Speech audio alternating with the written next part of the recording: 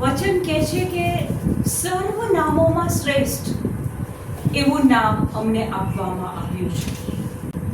અમારા નસકોરામાં પ્રાણ પૂરનાર પ્રભુ, આલ્ફા અને ઓમેગા પ્રભુ, તમારા પહેલા કોઈ નથી અને તમારા પછી કોઈ નથી એવા મહાન પ્રભુ, અત્યારે તમારા સિંહાસન પાસે અમે આવીએ છીએ. પ્રભુ, વચન કહે છે કે અમે તમારા બાળકો છીએ. પ્રભુ, જેવા છીએ તેવા પ્રભુ તમે અમને પ્રેમ કરો છો. અને વચન તો કહે છે કે પ્રભુ, અમે જ્યારે હજી પાપી હતા ત્યારે જ ઈસુ તમે અમારા માટે બલિદાન આપી દીધું. અમને પુષ્કળ પ્રેમ કરનાર પ્રભુ, અત્યારે તમારો આભાર માનીએ છીએ કે વચન કહે છે કે તમારા હાથોમાં અમારું નામ લખેલું છે, અમારા નામનું છૂંદણું તમે છૂંદાવ્યું છે. આભાર માનીએ છીએ પ્રભુ કે વચન કહે છે કે કદાચ તારી માતા ભૂલી જાય પણ હું તને નહીં ભૂલું. પ્રભુ, પુષ્કળ આભાર માનીએ છીએ. તમે અનકન્ડિશનલી અમને પ્રેમ કરો છો એ માટે આભાર માનીએ છીએ. થેન્ક યુ, થેન્ક યુ અબા પિતા, thank you Jesus, thank you Holi spirit. Hallelujah, hallelujah, hallelujah, હાલા હાલા હાલા હાલા નામા હાલા વાશિકરે નમઃ રે બાદા બાદા લારી બાદે નમઃ લા વાશિકરો નમઃ હરી લવા રે બ્રા બ્રા બ્રા કિલરા બકાતો રે નમઃ લા બકોરા નમઃ લા વાશિરો નમઃ અર્ફત્રીનો મહાલી રા બાબા બાની ગૌર નમઃ લે શેગરે નમઃ દોર નમઃ કરારા શીઘ્ર બોકાલે ન કરો નમઃ દીરે નમઃ દીદોરા શીઘ્ર મિક્રો નેરા નમઃ લા વાલી નમઃ કારી નમઃ લા માશીના ઈરાના મારી કારી છે બાલા. Hallelujah, hallelujah, hallelujah. પ્રભુ ઈસુ, તમારું વચન કે છે બે કે તેથી વધારે ભેગા થાય ત્યાં હું હાજર છું. પ્રભુ, આ રૂમમાં અત્યારે ઈસુ તમારી હાજરી છે માટે આભાર માનીએ છીએ. પ્રભુ, અત્યારે આ રૂમમાં દેવદૂતોની હાજરી છે માટે આભાર માનીએ છીએ. Thank you lord. આમેન. ઈસુની જય. ઈસુની જય. તો તમારી દ્રષ્ટિએ, વળી તમારી દ્રષ્ટિએ ઈસુના સાચા શિષ્ય કોણ? કારણ કે ઈસુ જ્યારે જીવતા હતા ને ત્યારે એમની પાછળ ટોળે ટોળા જતા હતા, પુષ્કળ લોકો જતા હતા, પણ બધા શિષ્યો નહોતા. તો તમારી દ્રષ્ટિએ ઈસુના સાચા શિષ્ય કોણ? યોહાન 8:31. પછી જે યહૂદીઓને ઈસુ ઉપર શ્રદ્ધા બેઠી હતી, પછી જે યહૂદીઓને ઈસુ પર શ્રદ્ધા બેઠી હતી તેમને ઉદ્દેશીને તેમણે કહ્યું, ઈસુએ જે યહૂદીઓને શ્રદ્ધા બેઠી હતી એમને ઉદ્દેશીને કીધું છે. બધાને ઉદ્દેશીને અહીંયા નથી કીધું, ધ્યાન રાખજો. હા, જો તમે મારી વાણીને વળગી રહો તો તમે મારા સાચા શિષ્ય. જો તમે મારી વાણીને વળગી રહો તો તમે મારા સાચા શિષ્ય. એક જ વાક્ય, સાચા શિષ્ય કોણ? એક જ વાક્ય, જો તમે મારી વાણીને વળગી રહો. હવે ઈસુની વાણી એટલે શું? ઈસુ કહે છે જો મારી વાણીને વળગી રહો તો તમે મારા સાચા શિષ્ય. ઈસુની વાણી કઈ? અચ્છા, તમે રવિવારે ચર્ચમાં જાઓ છો, પછી 3 વાંચન હોય છે, એમાંથી પહેલું વાંચન પૂરું થાય ત્યારે પેલી વ્યક્તિ બોલે છે આ પ્રભુની વાણી છે. બરાબર? તો પ્રભુની વાણી એટલે શું? પ્રભુના મુખમાંથી જે નીકળે, પ્રભુના મુખમાંથી જે નીકળે એ પ્રભુની વાણી. સિમ્પલ, સાદી વસ્તુ. ઈસુના સાચા શિષ્ય કોણ? તો ઈસુ કહે છે જે મારી વાણીને વળગી રહે એ મારો સાચો શિષ્ય. અને ઈસુની વાણી એટલે શું? તો કહે છે કે ઈસુના મુખમાંથી, પ્રભુના મુખમાંથી જે જે નીકળે એને વળગી રહીએ તો તે સાચો શિષ્ય. પણ આપણે કોને વળગી રહ્યા છીએ? પૈસા, બાળકો, બાળકોના બાળકો, મારું ઘર ક્યારે બનશે, મારા છોકરાને વિઝા ક્યારે મળશે? આપણે કોને વળગી રહ્યા છીએ? પ્રભુના મુખની વાણીને જે વળગી રહે એ સાચો શિષ્ય. એટલે આપણને એક વસ્તુ ખબર પડી, આજના દિવસે જેમ 12 શિષ્યો ઈસુની જોડે ફરતા હતા, એમ આજે પણ આપણે એ શિષ્ય બની શકીએ છીએ. એ સાચું છે. ઈસુએ કહી દીધું એક જ વાક્યમાં કે મારી વાણી, પ્રભુની વાણીને જે વળગી રહે એ ઈસુનો સાચો શિષ્ય. તો પ્રભુના મુખમાંથી વાણી જે નીકળતી હતી, ઈસુએ ઘણી બધી બાબતો બાઇબલમાં કીધી છે, પ્રોમિસ આપી છે, આપણે ખાતરી આપી છે, બરાબર? તો બીજી રીતે કહું તો પ્રભુના મુખમાંથી જે વાણી, જે શબ્દ નીકળે છે એ શું છે? યોહાન 1:1. પ્રારંભમાં શબ્દ હતો જ. પ્રારંભમાં શબ્દ, પ્રારંભમાં શબ્દ, પ્રભુની વાણી, શબ્દ હતો જ. શબ્દ ઈશ્વર સાથે હતો. શબ્દ ઈશ્વર સાથે હતો. શબ્દ ઈશ્વર હતો. શબ્દ ઈશ્વર. કહે છે કે પ્રારંભમાં શબ્દ હતો જ, શબ્દ ઈશ્વર સાથે હતો અને શબ્દ ઈશ્વર હતો. એટલે કે બાઇબલમાં જે શબ્દ છે એ કોણ છે? એમાં 14મું વચન વાંચો. અને શબ્દ માનવ થઈને અવતર્યો. પ્રારંભમાં શબ્દ હતો જ. જ્યારે અંધારું હતું, આખી પૃથ્વી પર અંધારું હતું, ત્યારે ઈશ્વર શું બોલે છે? અજવાળું થાવ. તો પ્રભુ શું બોલ્યા? શબ્દ બોલ્યા. પ્રારંભમાં શબ્દ હતો જ, શબ્દ ઈશ્વર સાથે હતો, શબ્દ ઈશ્વર હતો. અને હવે કહે છે કે શબ્દ માનવ થઈને અવતર્યો. ઈસુ કુમારી મરિયમને કુખે જન્મ્યા. કુમારી મરિયમે શબ્દ લીધો, ગર્ભધારણ થયો અને એ શબ્દ માનવ બની ગયો. બરાબર? એટલે પ્રભુના મુખમાંથી જે શબ્દ નીકળે, જે વાણી નીકળે, એ વાણી કેવી હોય? કોણ મને કહેશે? દાખલા તરીકે તમે રવિવારે દેવળમાં જાઓ છો અને પછી ત્યાં વાંચન વંચાય છે, કે છે કે યોહાન 14:27, હું તારે સારું શાંતિ મૂકતો જાઉં છું, મારી પોતાની શાંતિ તને આપતો જાઉં છું. હું જે શાંતિ આપું છું તે સંસાર આપે તેવી નથી. તારા અંતરને અસ્વસ્થ થવા દઈશ નહીં, તેમજ હિંમત પણ હારીશ નહીં. પુલપિટ પરથી આ વાંચન વાંચવામાં આવ્યું. તો આ ઈશ્વરની વાણી એ કેવી? પ્રભુના મુખમાંથી જે વાણી નીકળે એ કેવી હોય? આજે હું તમને એક જગ્યાએથી સમજાવતા એક જગ્યાએ લઈ જવા માંગુ છું કે જ્યાં શિષ્યો કામ કરતા હતા ને, એમ આપણે આ પૃથ્વી પર કરી શકીએ છીએ. હિબ્રુ 4:12. આપણે શું સમજવા બેઠા છીએ? ઈશ્વરની વાણી કેવી? પહેલા કીધું કે પ્રભુના મુખમાંથી નીકળેલી વાણીને જે વળગી રહે તે ઈસુના શિષ્ય. તો પ્રભુના મુખમાંથી વાણી નીકળે, શબ્દ એ કોણ? તો કહે છે કે ઈસુ. હવે આપણે એ જોઈએ કે પ્રભુની વાણી કેવી છે. કારણ કે પ્રભુની વાણી દર રવિવારે સાંભળીએ છીએ, બુધવારે દેવળમાં જઈએ તો સાંભળીએ છીએ, ઘરે બાઇબલ પણ વાંચીએ છીએ. આજે એ આખું બાઇબલ, એ વચન, એ પ્રભુની વાણી કેવી છે? વાંચો. ઈશ્વરની વાણી જીવતી જાગતી છે. ઈશ્વરની વાણી જીવતી જાગતી છે. બાઇબલમાં ઈશ્વરની વાણી લખેલી છે. તો વચન શું કહે છે? હિબ્રુ 4:12 કહે છે કે આ વાણી તો જીવતી ને જાગતી છે.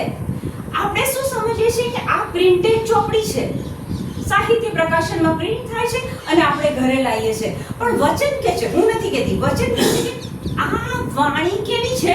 જીવતી જાગતી છે. એટલે અત્યારે હું જો આ વાણીને અડું છું તો હું કોને અડું છું? હું કોને અડું છું? ઈસુને અડું છું. આ શબ્દને હું અડું છું. આ ઈશ્વરની વાણી એ કહે છે કે જીવતી ને જાગતી છે. પછી કેવી છે? બે ધારી તલવાર કરતા પણ એ વધુ તીક્ષ્ણ છે. બે ધારી તલવાર. આ ચપ્પુને તો એક જ બાજુ ધાર છે, વાણી કેવી છે કે છે કે બે ધારી, એટલે આ બાજુથી બી કપાય અને આ બાજુથી બી કપાય. વચન કહે છે કે ઈશ્વરની વાણી જીવતી ને જાગતી છે, બે ધારી તલવાર કરતા પણ વધુ તીક્ષ્ણ છે. જૂના સમયમાં તો યુદ્ધો થતા હતા ને, તો તલવારથી યુદ્ધો જીતવામાં આવતા હતા. ત્યારે બંદૂકો નથી, ગોળીઓ નહોતી, એટલે સૈનિક જ્યારે યુદ્ધમાં જવાનું હોય તો આગલી રાત્રે બંને બાજુથી તલવારને ધાર કાઢે અને બીજા દિવસે જ્યારે દુશ્મનના પેટમાં નાખે અને પછી આમ ફેરવે ને, તો એ સામેવાળા દુશ્મનના પેટના બધા જ અંગો કપાઈ જાય અને ત્યાં ઢેર થઈ જાય. તો ઈશ્વરની વાણી કેવી છે ખબર છે? માનો કે તમે બાઇબલમાંથી કોઈ એક વચન પકડી લો. 1 પીતર 2:24 કાઢો.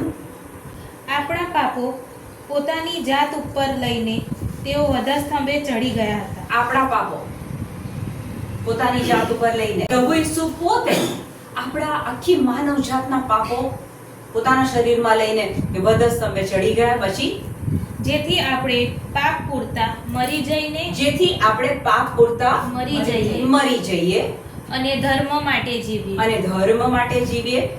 તેમના ઘાથી તમે સાજા થયા છો. તેમના ઘાથી, કોના ઘાથી? ઈસુના શરીર પર પડેલા ઘા, એમના ઘાથી તમે સાજા થયા છો. તો આપણે વચન શું વાંચ્યું કે ઈશ્વરની વાણી જીવતી ને જાગતી છે, બે ધારી તલવાર કરતા પણ વધુ તીક્ષ્ણ છે. અને 1 પીતર 2:24 માં કહે છે કે ઈસુના ઘાથી તમે સાજા થયા છો. એટલે એક પ્રોમિસ મળી ગઈ આપણે, બાઇબલમાંથી એક વચન મળી ગયું. શું? તો કહે છે કે ઈસુના ઘાથી તમે સાજા થયા છો.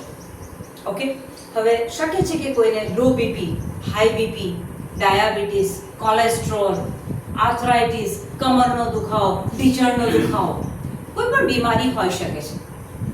પણ જો એ વ્યક્તિ એમ બોલે કે ઈસુના ઘાથી મને સાજાપણું મળી ગયું છે, ડાયાબિટીસ નીકળી ગયું છે, ઈસુના ઘાથી મને સાજાપણું મળી ગયું છે, બીપી નીકળી ગયું છે, તો જ્યારે તમે આ બોલો છો કે ઈસુના ઘાથી મને સાજાપણું મળી ગયું છે, આ જે વચન છે એ બે ધારી તલવાર છે. જ્યારે તમે બોલો છો ત્યારે એ શૈતાન કોઈ પણ બીમારી એ પ્રભુ નથી આપતો. મોટા ભાગના લોકોને કોઈ બીમારી લાંબી ચાલે ને, દવા કરે, દવા ગોળીથી મટે નહીં, એટલે પછી એ સ્વીકારી લે છે કે હવે મારે જીવન પર્યંત આ રોગ સાથે જીવવાનું છે. પણ તમને એ નથી ખબર કે કોઈ પણ રોગ, કોઈ પણ બીમારી, દુખાવો, ડાયાબિટીસ, આર્થરાઇટિસ, કશું પણ નામ લઈ લો, પ્રભુ નથી આપતો.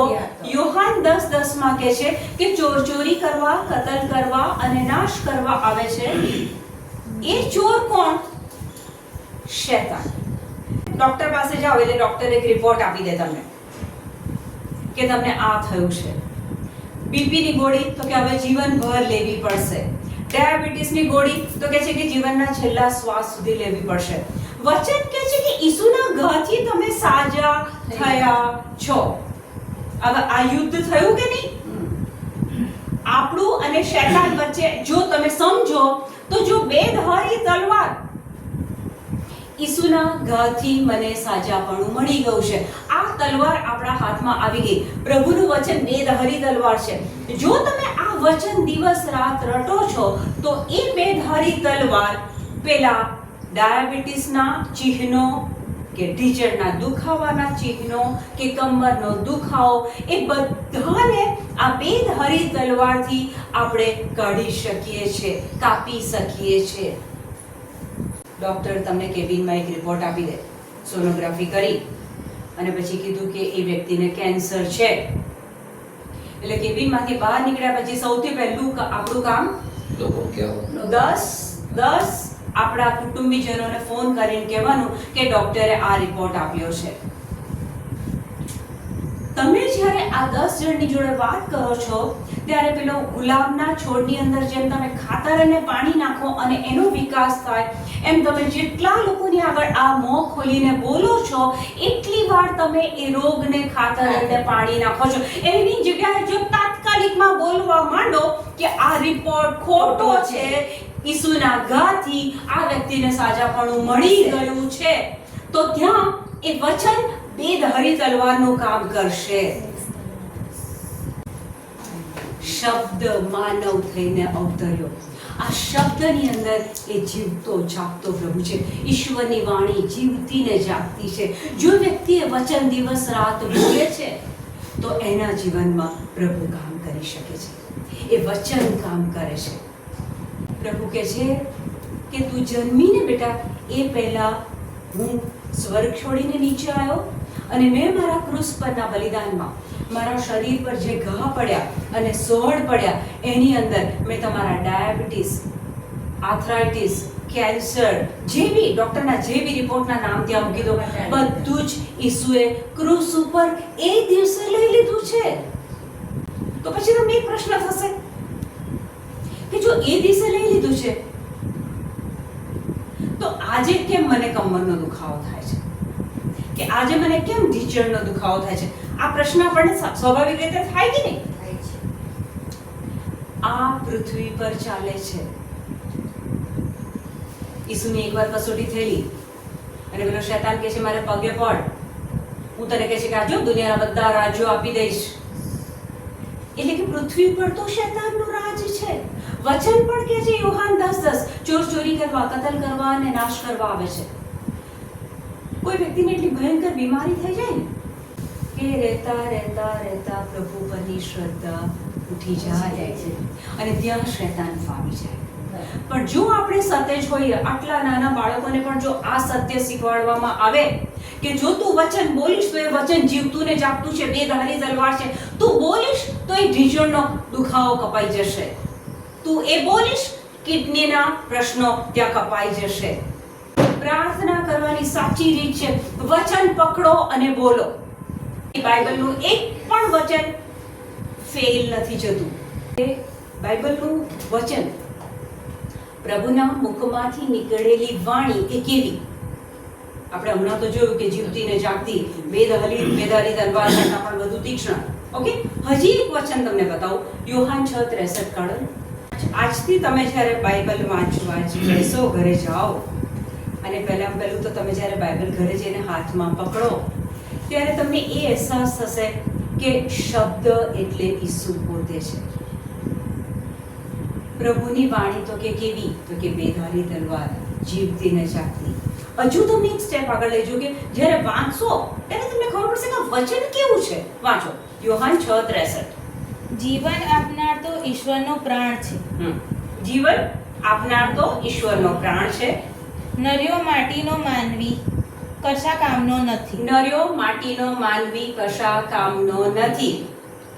ઉત્પત્તિ 2:7 પ્રભુએ માટીમાંથી માનવ ઘડ્યો પણ ત્યારે કશા કામનો નહોતો.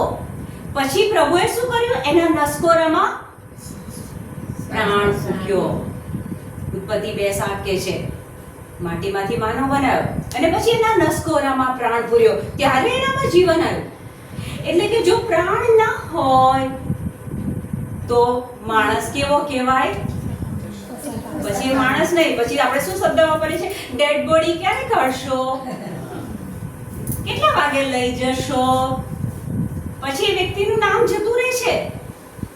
જીવન આપનાર તો ઈશ્વરનો પ્રાણ છે. જીવન આપનાર તો ઈશ્વરનો પ્રાણ છે. નર્યો માટીનો માનવી કશા કામનો નથી. નર્યો માટીનો માનવી કશા કામનો નથી. મેં તમને જે શબ્દો કહ્યા છે બાઇબલની અંદર પ્રભુના શબ્દો છે, પ્રભુના મુખમાંથી નીકળેલા શબ્દો છે, પ્રભુની વાણી છે. તો પ્રભુ કહે છે કે મેં તમને જે શબ્દો કહ્યા છે તેમાં ઈશ્વરનો પ્રાણ છે. તેમાં ઈશ્વરનો પ્રાણ છે. ઈસુના ઘાથી મને સાજાપણું મળી ગયું છે. એ શબ્દની અંદર પ્રાણ છે. હું નથી કહેતી, વચન કહે છે. શબ્દની અંદર પ્રભુનો પ્રાણ છે. એટલે જ્યારે તમે બોલો ત્યારે એ તમારા જીવનમાં કામ કરે છે.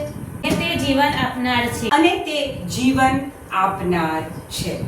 કોઈ વ્યક્તિએ કોઈ ભૂતકાળમાં પાપ કરી દીધું, મૂર્તિ પૂજા થઈ ગઈ, વ્યભિચાર થઈ ગયું, ખૂન થઈ ગયું, હવે એ વ્યક્તિ એક ગિલ્ટમાં જીવે છે, અપરાધ ભાવમાં. પણ ગલાતિયા 3:13 કહે છે કે પ્રભુ ઈસુએ આપણા બધા જ શ્રાપો લઈ લીધા. એમના ક્રૂસ ઉપર બધા જ શ્રાપો લઈ લીધા. આપણી પેઢી દર પેઢી, મેં, મારા મા બાપ, મારા દાદા પરદાદા, બધા જ પાપ, બધા શ્રાપો પ્રભુ ઈસુ ખ્રિસ્તે ક્રૂસ ઉપર લઈ લીધા. હવે માનો કે કોઈનાથી કોઈ પાપ થઈ ગયું છે ને ગિલ્ટમાં રહે છે, એ વ્યક્તિ જો એમ બોલે કે બાઇબલમાં મને લખાણમાં આપ્યું છે કે મારા બધા શ્રાપો ઈસુએ ક્રૂસ ઉપર લઈ લીધા છે, તો આ વાણી એ જીવતીને જાગતી છે. વચન હમણાં કીધું કે નર્યો માટીનો માનવ કશા કામનો નથી. મેં તમને જે શબ્દ આપ્યો છે એમાં પ્રાણ છે અને જીવન આપનાર છે. અત્યાર સુધી બાઇબલ આપણે કેવી રીતના વાંચ્યું છે એ મને ખબર નથી, પણ આજથી જો તમે અમુક 10 કે 15 વચનો પકડો અને એ વચનને રોજ નિયમિત રેગ્યુલર 10 વાર, 25 વાર, 50 વાર, 100 વાર બોલો છો, તો એ વચન તો જીવતું ને જાગતું છે, બેધારી તલવાર છે. કોઈને દેવું બહુ થઈ ગયું છે. 2:8-9 આપણા પ્રભુ ઈસુ ખ્રિસ્તની ઉદારતા તમે જાણો છો. આપણા પ્રભુ ઈસુ ખ્રિસ્તની ઉદારતા તમે જાણો છો. તેઓ પોતે ધનવાન હોવા છતાં તમારે ખાતર તેમણે ગરીબી તે સ્વીકારી. પોતે ધનવાન હોવા છતાં, યોહાનમાં તમે વાંચો તો કહે છે કે જે કાંઈ પૃથ્વી પર સર્જન થયું છે ને, જે કાંઈ સર્જન થયું છે, પછી એ સોનું હોય કે ડાયમંડ હોય કે ચાંદી હોય કે માણસો હોય કે વનસ્પતિ હોય, કહે છે કે જે કાંઈ સર્જન થયું છે એ બધું એના દ્વારા થયું છે. એટલે પ્રભુ ઈસુ તો સર્વ સંપત્તિનો માલિક છે, સ્વર્ગનો રાજકુમાર. પણ એમણે જોયું કે મારા લોકો પાપના કારણે, જ્ઞાનના અભાવે નાશમાં જાય છે, તો પ્રભુ એ સ્વર્ગ છોડી દીધું અને પૃથ્વી પર આવ્યા. આપણા પ્રભુ ઈસુ ખ્રિસ્તની ઉદારતા તમે જાણો છો. ઉદારતા તમે જાણો છો. તેઓ પોતે ધનવાન હોવા છતાં પોતે ધનવાન હોવા છતાં તમારે ખાતર તેમણે ગરીબી સ્વીકારી. તમારે ખાતર તેમણે ગરીબી સ્વીકારી લીધી. મારા અને તમારા માટે, એક માનવ માટે ઈસુએ ગરીબી સ્વીકારી. ગરીબ બની ગયા. એમની પાસે ના ઘર હતું, ના ફ્રીજ હતું, ના એસી હતું, ના કાંઈ હતું. આપણા માટે એ ગરીબ બની ગયા. વચનમાં કહે છે કે નમ્રજનોને પ્રભુ તારે છે, અભિમાનીઓથી પ્રભુ વિમુખ થઈ જાય છે. મારી મહેનતથી મેં પરીક્ષા આપી, મેં કોમ્પિટિટિવ પરીક્ષા આપી, હું પાસ થયો. પ્રભુ એ વચન કહે છે કે એ આપણા માટે ગરીબ બની ગયા, જેના કારણે આપણે ધનવાન રહીએ. તો એ જગ્યા પર જો આપણે એ વચન બોલીએ કે મારો દીકરો કે મારી દીકરી, જેના માટે આપણે પ્રાર્થના કરતા હોય કે મારા દીકરા માટે ઈસુ ગરીબ બન્યા અને મારા દીકરાને ઈસુએ ધનવાન બનાવ્યો છે, તો આ વચન કેવું છે? બેધારી તલવાર છે. ચોક્કસ કામ કરશે જ તમારા જીવનમાં, અવશ્ય કામ કરશે. તો આ બધી બાબતોના અંતે એક વસ્તુ મને સમજમાં આવે છે કે આપણામાં શ્રદ્ધા હોવી જરૂરી છે. હું આ બધું તમને સમજાવીને હમણાં અહીંયાથી જઈશ, પણ જો તમારામાં શ્રદ્ધા જ નહીં હોય કે આની અંદર જે કાંઈ લખ્યું છે એ સાચું છે, ઈસુ સાચા છે, આજના દિવસે જીવિત છે, જો તમને શ્રદ્ધા નહીં હોય તો તમારા જીવનમાં એ પરિણામ લાવશે નહીં લાવે. આ શ્રદ્ધા એટલે શું? હિબ્રુ 11:1 કહે છે કે જેની આપણે આશા રાખીએ છીએ અને જે નજરે જોયું નથી તેનો પુરાવો. કોઈ ઈસુને જોયા? ઈસુના ઘરને જોયા? ઈસુના લોહીને જોયું? ક્રોસને જોયો? પણ એ આની અંદર લખાણમાં મળે છે, રિટનમાં મળ્યું છે આપણને, ડોક્યુમેન્ટ. આ બાઇબલ એ આપણો પુરાવો છે. વકીલના કેસ ચાલતા હોય ને તે આ શબ્દ આવે છે, પુરાવો રજૂ કરો. આ મારો પુરાવો છે કે ઈસુ મારા માટે ગરીબ થયો અને મને ધનવાન બનાવી. ઈસુના ઘાથી મને સાજાપણું મળી ગયું. ઈસુએ મારા બધા શ્રાપો ક્રૂસ ઉપર લઈ લીધા છે. તો જો બીજી રીતે એક સિમ્પલ ભાષામાં કહું તો શ્રદ્ધા એટલે અદ્રશ્યને જોવાની ક્ષમતા. ઈસુને નરી આંખે જોઈ ના શકાય. પવિત્ર આત્મા શક્તિશાળી છે, પણ આપણને પવિત્ર આત્મા વિશે કોઈ ખબર નથી અને પવિત્ર આત્મા આપણે આંખોથી જોઈ પણ નથી શકતા. એટલે કે શ્રદ્ધા એટલે અદૃશ્યને જોવાની શક્તિ. તો મેં કીધું એ પ્રમાણે શ્રદ્ધા એટલે હિબ્રુ 11:1, જેની આપણે આશા રાખીએ છીએ તેની ખાતરી અને જે જોયું નથી તેનો પુરાવો. શ્રદ્ધા એટલે કે જે દેખાતું નથી, જે અદૃશ્ય છે તેને જોવાની ક્ષમતા. શ્રદ્ધા એટલે સ્વર્ગનું નાણું. સ્વર્ગમાંથી કશી વસ્તુ નીચે જોઈએ છે, સાજાપણું જોઈએ છે, શાંતિ જોઈએ છે, આનંદ જોઈએ છે, ચમત્કાર જોઈએ છે, તો કહે છે કે એ ઉપરથી નીચે લાવવું હોય તો આપણી શ્રદ્ધા જ ઉપર ચાલે. દુનિયા પરનો પૈસો ઉપર ચાલે નહીં. બરાબર? ઓકે. તો તમારામાંથી કેટલા જણ એવું ઈચ્છે છે કે હું પ્રભુને, ઈસુને પ્રસન્ન કરું? પ્રસન્ન કરવું એટલે ખુશ કરવાનું, રાજી કરવું. તમારામાંથી કેટલા જણ ઈચ્છે છે કે હું પ્રભુને પ્રસન્ન કરું? મારો પ્રશ્ન હતો કે આપણે પ્રભુને કેવી રીતના પ્રસન્ન કરીએ. હવે બીજો એક સવાલ પૂછું છું, એનો જવાબ તો તૈયાર જ છે, હું હમણાં બતાવું છું. સૌથી મોટું પાપ કયું? તમને ખબર છે સૌથી મોટું પાપ કયું? અશ્રદ્ધા. જે જીવતો પ્રભુ આપણી પાસે છે, આપણી અંદર છે, આપણી બાજુમાં છે, એ પ્રભુ પર આપણે શ્રદ્ધા રાખતા નથી. ફલાણી વ્યક્તિએ કીધું છે ત્યાં જા, તારો રોગ મટી જશે. પણ પ્રભુ કહે છે કે તારો રોગ તો મેં મારા શરીરમાં લઈ લીધો છે. એ બાબતમાં જો મને શ્રદ્ધા નથી તો અશ્રદ્ધાનું પાપ એ સૌથી મોટું પાપ છે. હવે આપણે પ્રભુને પ્રસન્ન કરવા છે તો એક જ વસ્તુ કરવી પડશે. વાંચો હિબ્રુ 11:6. અને શ્રદ્ધા વગર ઈશ્વરને પ્રસન્ન કરવો શક્ય નથી. અને શ્રદ્ધા વગર ઈશ્વરને પ્રસન્ન કરવો શક્ય નથી. એટલે શ્રદ્ધા હશે, પ્રભુમાં શ્રદ્ધા રાખીએ તો જ પ્રભુ આપણાથી પ્રસન્ન રહે. સૌથી મોટું પાપ અશ્રદ્ધાનું છે અને જો પ્રભુને પ્રસન્ન કરવા હોય તો માત્ર શ્રદ્ધાથી પ્રસન્ન કરી શકાય. તો પછી શ્રદ્ધા કેવી રીતના વધે? શ્રદ્ધા કેવી રીતના વધારવી? ઈસુ જ્યારે પૃથ્વી પર હતા ત્યારે ઈસુ બધી જગ્યાએ શું કહેતા હતા? ભાઈ તારી શ્રદ્ધાએ તને સાચવ્યો, ભાઈ તારી શ્રદ્ધાએ તને સાચો કર્યો. એટલે એક વસ્તુ તો નક્કી છે કે શ્રદ્ધા વગર આપણા કામ થવાના નથી. તો પછી આજથી આપણે અહીંયા બેઠા છીએ તો આજથી એક નિર્ણય કરીને જઈએ કે હવે આપણી શ્રદ્ધા વધારવા માટે પ્રયત્ન કરીએ. આના બેબી જ્યારે નાની હશે ત્યારે એના મમ્મી એને એક સ્લેટ અને પેન આપે અને પછી ગુજરાતી મીડિયમ હોય તો ક લખાવે, બરાબર? ક મોટો ક લખીને આપે અને પછી પેન આપે અને પછી કે આના પર ઘૂંટીને જાડું ક મને લખીને બતાવો. એટલે પેલી છોકરી બેસે અને પછી 25 વખત 50 વખત ક ક ક લખે અને પછી પેલો ક જાડો થઈ જાય. હવે બીજા દિવસે એની મમ્મી લખવાનું કહે તો એને આવડે, કારણ કે એણે આગલા દિવસે આટલી બધી વાર પ્રેક્ટિસ કરી છે. તો એ જ પ્રમાણે આપણે શ્રદ્ધાનો ક લખવાની જરૂરત છે. શ્રદ્ધા કેવી રીતના વધે? વાંચ બેટા. એટલે શ્રદ્ધા ઉપદેશ સાંભળવાથી જાગે છે. એટલે શ્રદ્ધા ઉપદેશ સાંભળવાથી જાગે છે. અને એ ઉપદેશ એટલે ખ્રિસ્ત વિશેનો સંદેશ. એ ઉપદેશ એટલે ખ્રિસ્ત વિશેનો સંદેશ. ખ્રિસ્તે શું કર્યું? ક્રૂસ ઉપર શું કર્યું? મૃત્યુ પહેલા શું કર્યું? કબરમાં જઈને શું કર્યું? પુનરુત્થાન થયું પછી શું કર્યું? સ્વર્ગમાં જઈને અત્યારે શું કરે છે? જો તમારે આ બધું જાણવું હોય તો તમારે ખ્રિસ્તના સંદેશા સાંભળવા પડે, ખ્રિસ્ત વિશે સાંભળવું પડે. અને જેટલું તમે વધારે સાંભળો,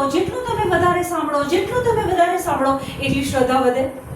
આજે 4 કે 5 કે 7 વચન અહીં અમે ખુલાસા કર્યા. એટલીસ્ટ એટલા વચનો તમને સમજમાં આવ્યા, કરેક્ટ? તો જેમ જેમ તમે સાંભળશો એમ તમારી શ્રદ્ધા વધશે. ઈસુ જ્યારે પૃથ્વી પર હતા અને પેલા લગણા માણસને કહે છે ઊભો થા, તારી પથારી પકડ, ઉઠાવ અને ચાલવા માંડ. ત્યારે ઈસુએ શું કર્યું? શબ્દોનો ઉપયોગ કર્યો. ઈસુ બોલ્યા. પેલા ઊંટ આગળ 38 વર્ષના માણસને, અથવા પેલો હાથ સુકાઈ ગયેલો, પેલો લાઝરસ મરી ગયો છે, 4 દિવસ થઈ ગયા છે. ઈસુ ત્યાં, લાઝરસ બહાર આવ. એટલે એક વસ્તુ નક્કી થઈ કે જેનામાં શ્રદ્ધા હશે ચૂપ નહીં રહી શકે. જેને ખરેખર શ્રદ્ધા હશે, જેને ખબર છે કે હું વચન બોલીશ તો એનું પરિણામ આવશે, કારણ કે વચન બેધારી તલવાર છે, તો એ ચૂપ રહી શકશે? કોઈ સંજોગમાં ચૂપ ના રહી શકે. કરો ને 2 કોરિન્થ 4:13. શાસ્ત્ર કહે છે કે મને શ્રદ્ધા હતી તેથી હું બોલ્યો. શાસ્ત્ર કહે છે કે મને શ્રદ્ધા હતી તેથી હું બોલ્યો. અમારામાં પણ એ જ શ્રદ્ધાની ભાવના. અંગ્રેજી બાઇબલ એવું કહે છે કે we have the same spirit of faith. spirit of faith એટલે કે શ્રદ્ધાનો આત્મા. શાસ્ત્ર કહે છે કે શાસ્ત્ર કહે છે કે મને શ્રદ્ધા હતી મને શ્રદ્ધા હતી તેથી હું બોલ્યો. તેથી હું બોલ્યો. અહીંયા 2 બાબત બની. સિક્કાની 2 બાજુ. શ્રદ્ધા હતી એથી હું બોલ્યો. 2 બાબત બને છે. શ્રદ્ધા હોવી એ પણ જરૂરી છે, અને શ્રદ્ધા લઈને ચૂપચાપ બેસી રહે, ઘરમાં બેસી રહે તો એ કોઈ કામનું નથી. તો સિક્કાની 2 બાજુ છે. શ્રદ્ધા હતી તેથી હું બોલ્યો. માર્ક 11:12, 13 અને 14. બીજે દિવસે બેથાનિયાથી નીકળ્યા પછી ઈસુને ભૂખ લાગી. બેથાનિયાથી નીકળ્યા બીજા દિવસે, પછી ઈસુને શું લાગી? ભૂખ લાગી. અને દૂર જઈને પાંદડા ફૂટ્યા હતા એવું એક અંજીરનું ઝાડ જોતા તેના પરથી કંઈ મળે છે કે કેમ એ જોવા તેઓ પાસે ગયા. ઈસુને ભૂખ લાગી. દૂરથી એક ઝાડ જોયું, કંઈક પાંદડા ફૂટ્યા હતા. ઈસુ નજીક જાય છે કે જો કંઈક અંજીર મળી જાય તો હું ખાઈ લઉં. પણ અંજીરની મોસમ નહોતી. એટલે પાંદડા સિવાય કંઈ મળ્યું નહીં. તેથી તેમણે એ ઝાડને કહ્યું. ઈસુએ એ ઝાડને કહ્યું, હવે પછી કોઈ કદી તારા ફળ નહીં ખાય. કદી. ઈસુએ એને શું આપ્યું? શ્રાપ આપ્યો. તો આપણે સાંભળ્યું કે અંજીરની મોસમ નથી, એટલે એના પર અંજીર નહોતું. હવે ઈસુને અંજીર ના મળ્યું, ઈસુએ એ ઝાડને શ્રાપ આપી દીધો. તો મોસમ વગર કેવી રીતના એ અંજીર ઉગે? તો ઈસુએ ખોટો જ ગુસ્સો કર્યો ને. કેરી ક્યારે આપણને આવા મળે તો કે ભાઈ ફેબ્રુઆરી માર્ચ મહિનો મોર આવે ને પછી એપ્રિલમાં મેમાં સરસ આપણને મોટી કેરીઓ મળે. પણ હવે આપણે મોસમ વગર આંબા પાસે જઈએ તો કેરી મળે? ના મળે. તો ઈસુ કહે છે કે એ સીઝન નહોતી, મોસમ નહોતી એટલે અંજીર ના થયા, અને તોય શ્રાપ કેમ આપ્યો? અંજીરના ઝાડની એક ખાસિયત કે પાંદડા અને ફળ સાથે આવે. અંજીરના ઝાડ પર પાંદડા અને અંજીર સાથે ઉગે.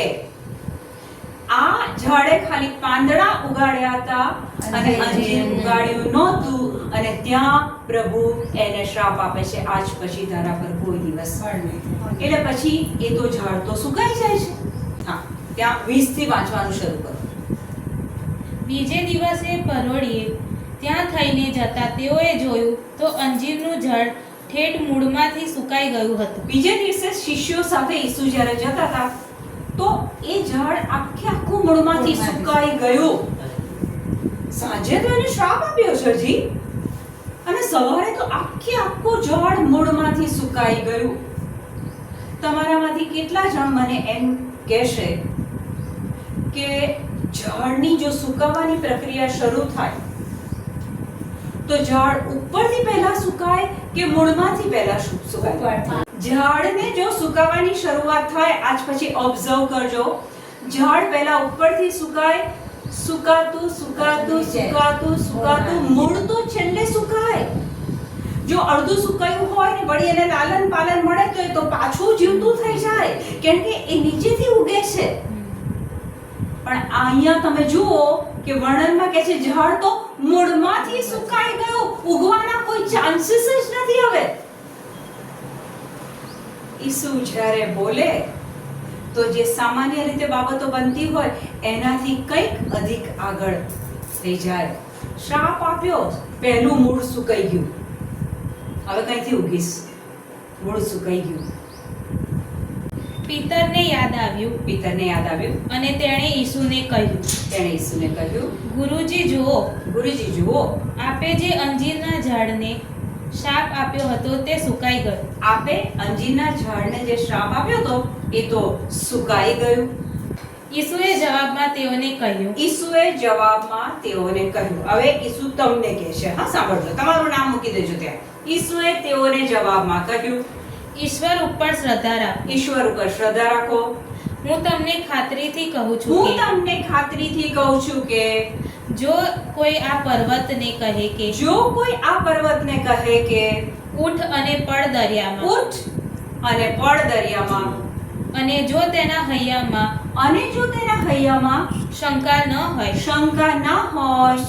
પણ જો તેને શ્રદ્ધા હોય કે હું જે કહીશ તે થશે જ, તો તે એ પ્રમાણે અચૂક થશે જ. જો કોઈ આ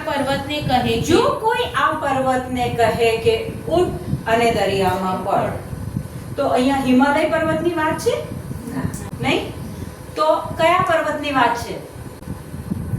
તમારા જીવનના દુખાવા, બીમારીઓ, રોગો, સમસ્યાઓ, તકલીફો અને દેવા, તમારા લોનો લીધી હોય. પ્રભુ કહે છે કે જો તમે આ પર્વતને કહો કે ઉઠ અને પડ દરિયામાં, પણ આગળ કહે છે જો તમારા હૈયામાં શંકા ના હોય, શંકા રાખી ત્યાં કામ ના થાય, અને શ્રદ્ધા હોય કે હું જે કહીશ તે થશે જ, તો અવશ્ય એ થશે જ.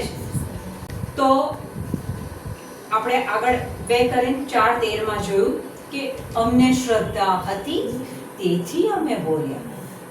શું બોલવાનું? આપણા મુખ્ય દિવસ દરમિયાન શું બોલવાનું? તો 2 પ્રકારની વસ્તુઓ બોલવાની, 2 પ્રકારની બાબતો બોલવાની. આજથી નક્કી કરો કે 5, 10, 15 વચન પકડો.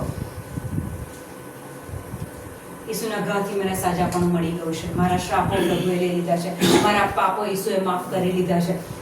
10-15 વચન પકડો, રોજ બોલો. તો બોલવાનું એટલે આ, અને બીજું બોલવાનું એટલે શું? તો કે પર્વતને કહો.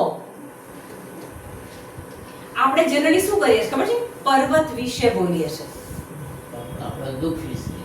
આપણા દુઃખ વિશે લોકોને કહીએ છીએ. બહુ દેવું થઈ ગયું છે. છોકરો કોઈ માનતો જ નથી, છોકરો નોકરી નથી કરતો, ઢીચણમાં બહુ દુખે છે. પર્વત વિશે બોલીએ છીએ. પણ આપણને પ્રભુ શું કહે છે કે જો કોઈ એટલે કે કેથલિકો, ફાધરો, સિસ્ટરો, પાસ્ટરો, પ્રીચરો, જે કોઈ પાપી છે, ભૂલો કરી છે, જીવનમાં નિષ્ફળ ગયું છે, ગરીબ છે, ભણેલું નથી, અભણ છે, પ્રભુ કહે છે જે કોઈ આ પર્વતને કહે, જેને પ્રભુમાં શ્રદ્ધા છે, તો અહીંયા તમારી બીમારીને તમારા શરીરમાંથી એ પહાડને ખસેડવા માટે તમારે કોઈ ક્વોલિફિકેશનની જરૂર નથી. મેં 40 ઉપવાસ કર્યા છે, ચલો હવે આજે હું આ ટીચરને કહીશ એટલે ટીચર માનશે ના. શ્રદ્ધા છે. મેં કીધું શ્રદ્ધા એટલે સ્વર્ગનું નાણું. ઉપરથી સાજાપણું નીચે લાવવું છે તો શ્રદ્ધાથી બોલવું પડે. ઈસુનો હું આભાર માનું છું કે ઈસુએ તમને ને મને આ પદ્ધતિ શીખવાડી છે કે આ પર્વતને કહો કે ઉખડ અહીંથી અને જા જઈને દરિયામાં પડ. આપણા પર્વત માટે આપણે લોકોને પ્રાર્થના કરવા માટે કહીએ છીએ. હું તમને ખાતરીથી કહું છું કે જો કોઈ આ પર્વતને કહે કે જો કોઈ આ પર્વતને કહે, પ્રાર્થના કરે એવું કીધું છે તે? ના. ખોટું ના લગાડતા, પણ બાઇબલમાંથી હું સમજાવું છું, હું મારું કશું નથી કહેતી. ત્યાં એવું નથી લખ્યું કે તમે રડી રડીને પ્રાર્થના કરો પછી 15 વર્ષ પછી હું તમારી પ્રાર્થના સાંભળીશ. નો. ઈસુનો આભાર માનું છું કે ઈસુએ આપણે રીત બતાવી કે એ પર્વતની જોડે વાત કરો, એ બીમારી જોડે વાત કરો, એ દુખાવા જોડે વાત કરો, એ સમસ્યા જોડે વાત કરો, એ દેવા જોડે વાત કરો. એને કહો કે મારા જીવનમાંથી ઉખાડ દેવો. માનો કે તમારે બેંકના કોઈક લોન લીધેલી છે, એ લોનના કાગળિયાને ટેબલ પર મૂકો અને ટેબલ પર મૂક્યા પછી એની જોડે વાત કરો કે ઈસુના નામમાં મારા જીવનમાંથી દેવું ઉખાડ અને જા જઈને દરિયામાં પડ.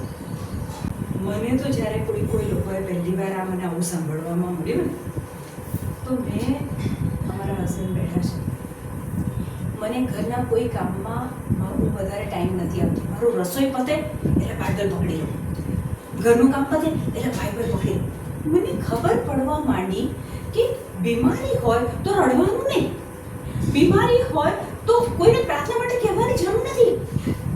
જે જગ્યાએ દુખે છે એ ત્યાં વાત કરો, એ પર્વતને કહો કે ઉખડ, દુખાવો નીકળેથી અને જા જઈને દરિયામાં પડ.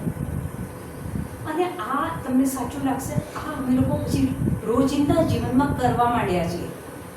અને આ ઈસુનું વચન કોઈ દિવસ ખોટું ના પડે, કોઈ દિવસ ખોટું ના પડે. કેટલી બધી વાર આ સાચું પડ્યું છે. આ ભાઈ બી બેઠા છે, કેન્સરના રોગો મટી જાય છે બહેનો, ભાઈઓ, પણ એ પર્વત જોડે વાત કરવાની, એ પર્વતને હુકમ કરવાનો. પ્રભુએ આપણને એ ઓથોરિટી આપી છે, એ સત્તા આપી છે. તો પ્રભુ ઈસુએ કીધું હોય એટલે એ ખોટું પડે નહીં. આટલું યાદ રાખી લેજો. બાઇબલમાં કોઈ પ્રોમિસ પ્રભુએ આપી દીધી તો આપી દીધી, એ કદાપી ફેલ જાય નહીં. પ્રભુનું વચન કદાપી ફેલ જતું નથી. આપણો પ્રભુ જુઠ્ઠો નથી. યસ, અહીંયા આભાર માનું છું કે 1.5 ઘંટા કલાક સુધી હું તકલીફથી બેસી નથી તો મને ટેન્શન હતું, પણ આજે મને એ બધું દૂર થયું અને આખી પ્રાર્થના એની પરીક્ષા માટે બેબી પાસે પાણી લઈને પૂરી ગ્લાસ મેં પીધું. એ મારાથી બેસી શકાય નહીં, પણ કન્ટિન્યુ બેઠો હજુ 1 કલાક બેસી શકું છે.